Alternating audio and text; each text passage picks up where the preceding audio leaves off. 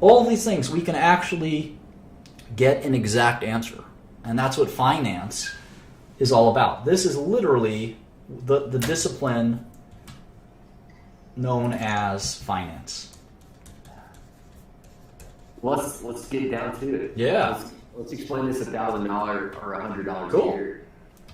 Okay, so the concept that our guest, who was quite good and quite eloquent, pointed out is that $1 today is usually worth more than $1 tomorrow. Not just usually, almost always. Hell has to freeze over for $1 to be worth less today than tomorrow. Why? And the answer to the $1,000 question and the answer to the $1 question all lies in this concept. It all lies in this kind of concept. Why? One, someone said inflation. Okay, I guess that's true. We could talk more about inflation. The better answer is Akil's. It's opportunity cost. Or just say opportunity or investment potential.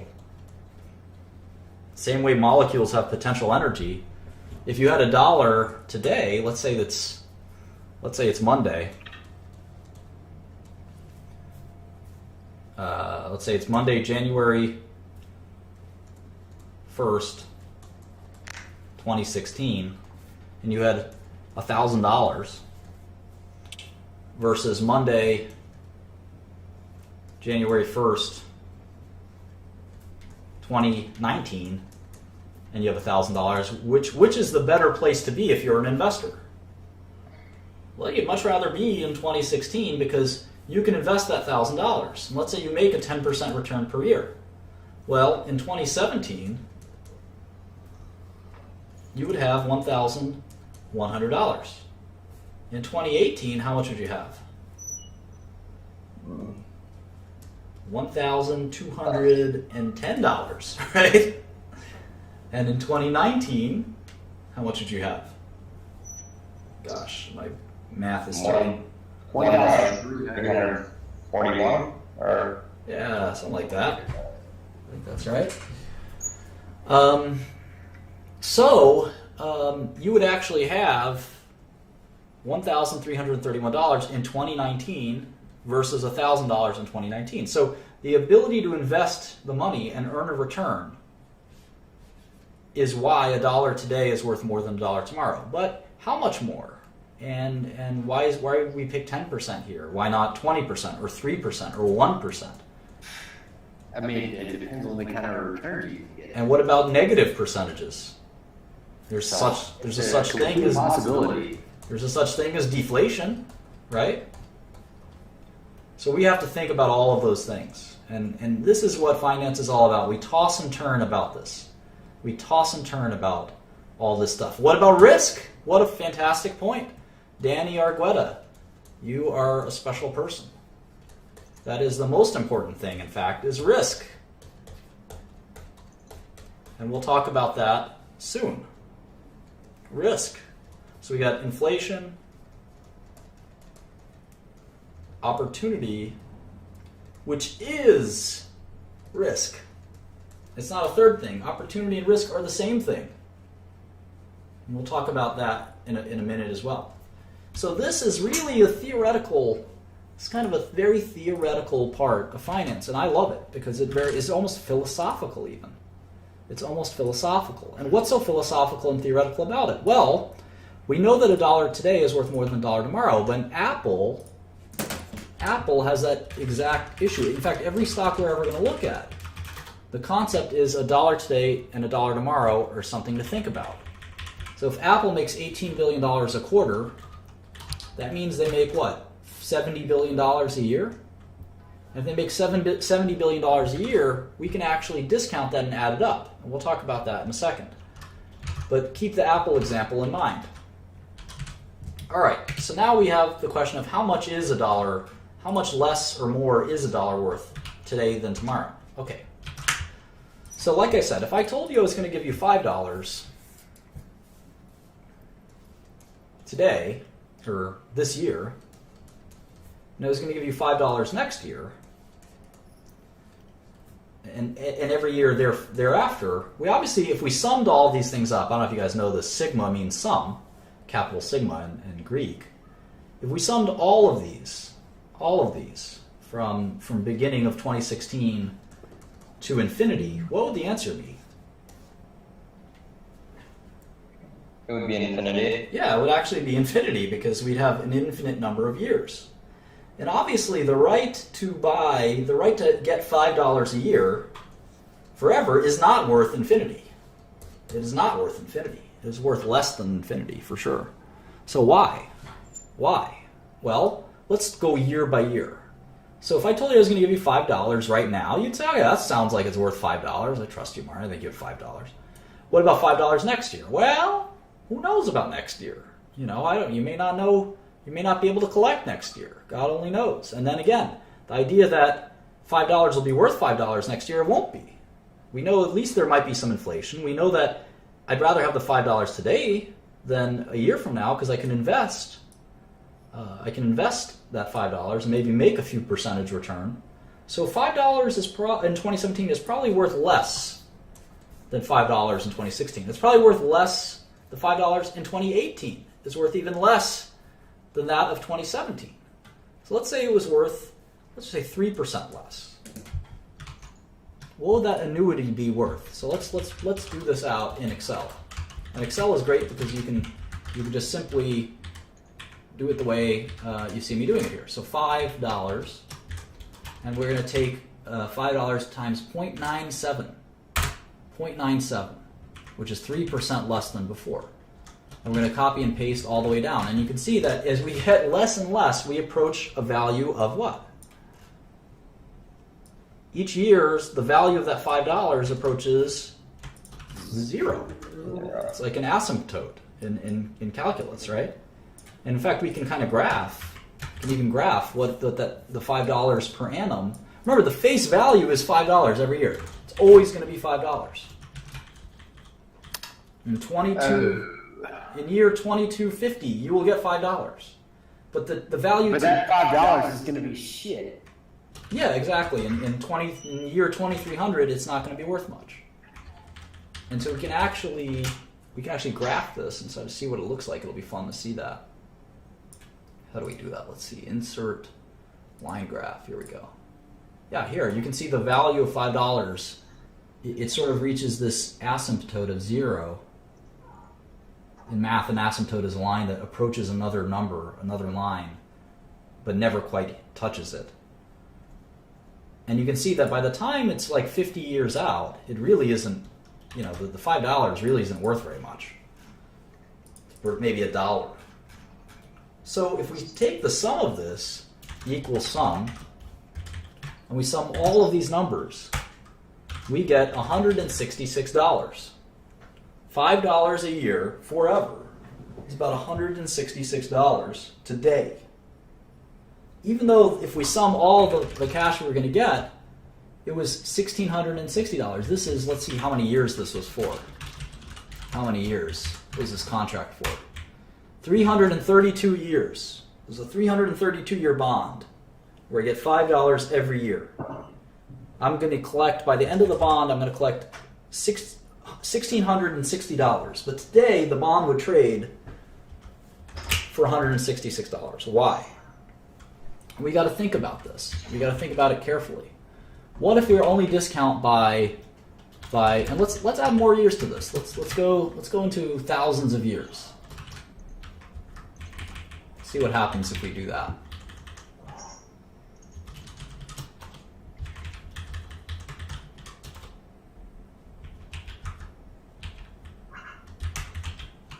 Hang on.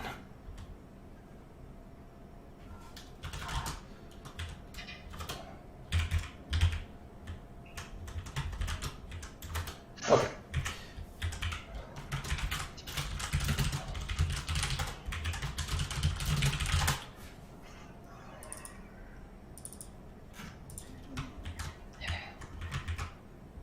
Great.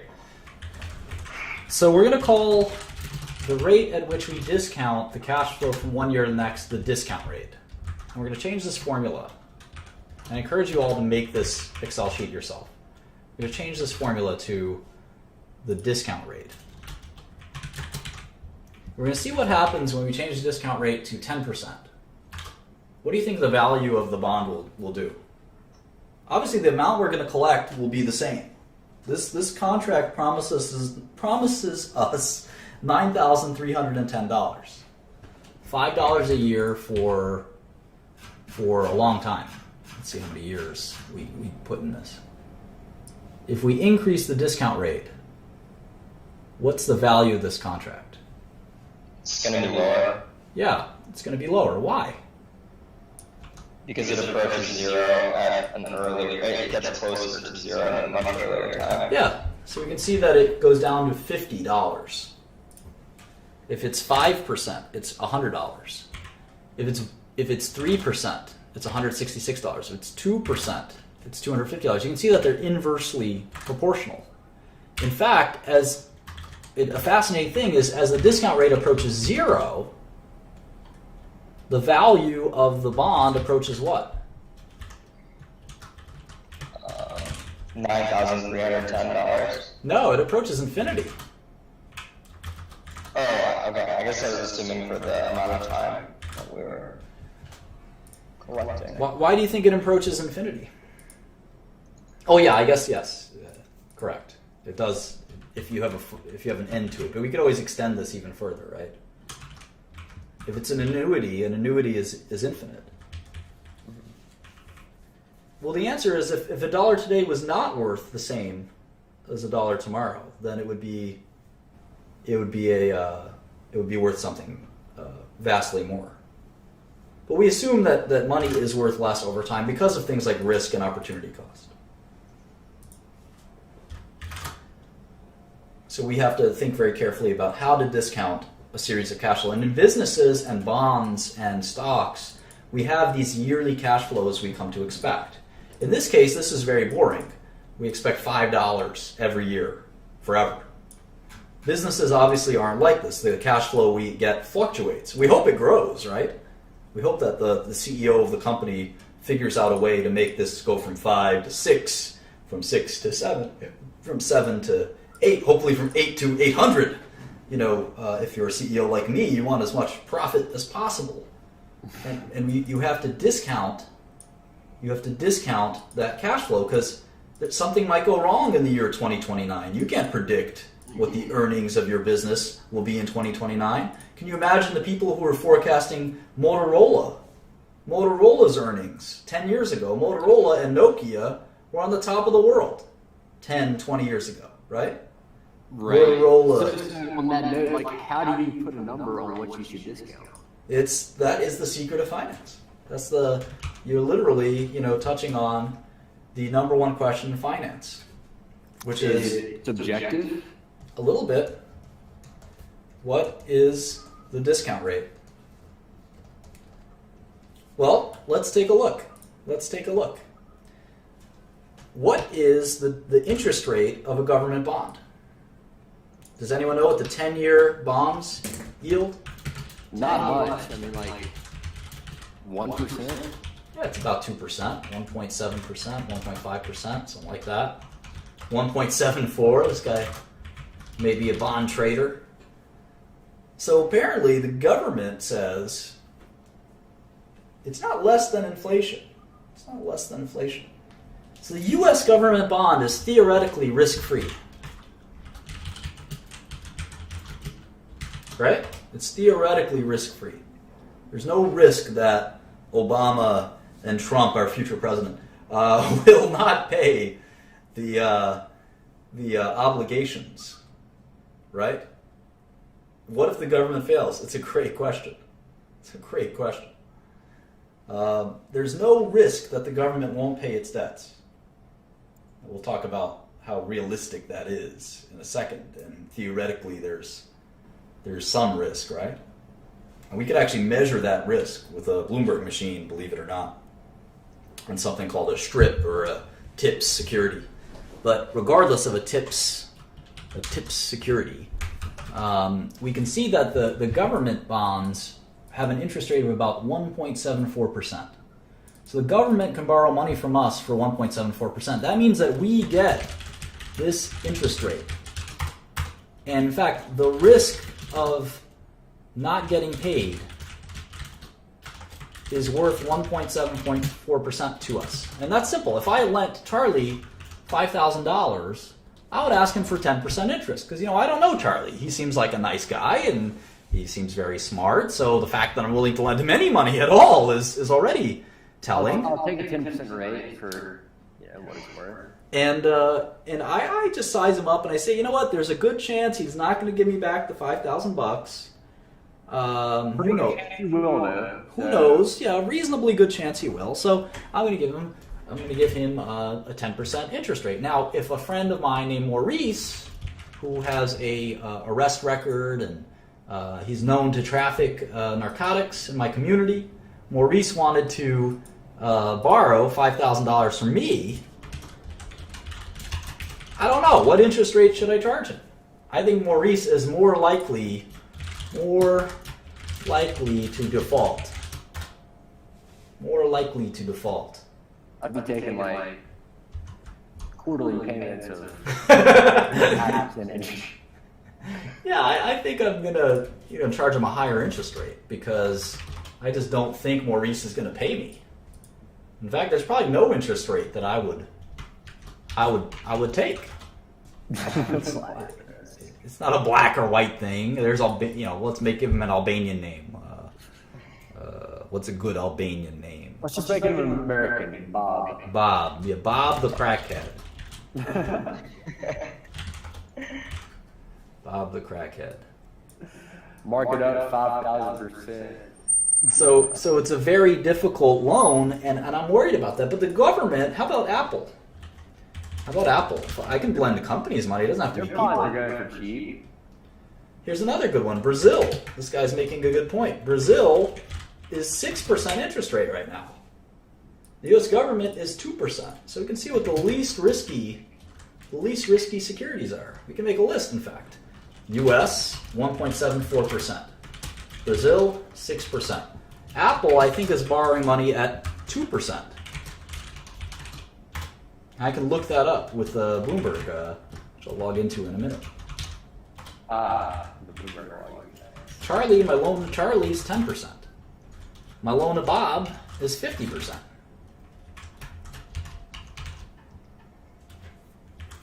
So you can see that the riskier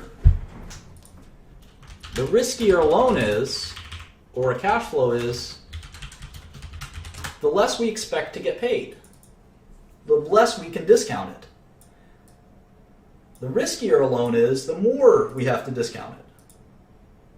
Does that make sense? Good. It does. So if we have a corporation, remember, these are bonds. These are secured obligations. Bonds are senior to equity. Cash flow from equity is riskier. So when Apple makes $18 million this year, this is Apple's income statement, we don't know what they're going to make in 2017. It could be 10% more. It could be 10% less.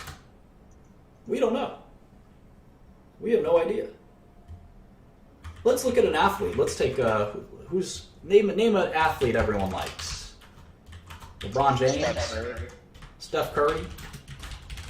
Eric. Kobe would not be a good example because he's retiring. So what is the value of Steph Curry's contract? Let's say he's going to make $10 million a year for 5 years. I don't even know what team he plays for. Golden State Warriors, I think. Yeah.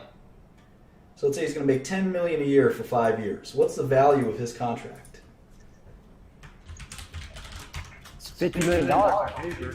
On paper, you're going to get $50 million in payments. But what about present value? Well, it's a guaranteed contract from a major company. So it's probably not very risky. But even the least risky thing, a government bond, a promise from the U.S. government, it has never broken its promise in 200, how old is this country? 250 years. It has never broken its promise. It's not about to break it soon. That's the most ironclad iron, at least for bonds, it's never broken its promise. Wars and shit like that breaks it every day. But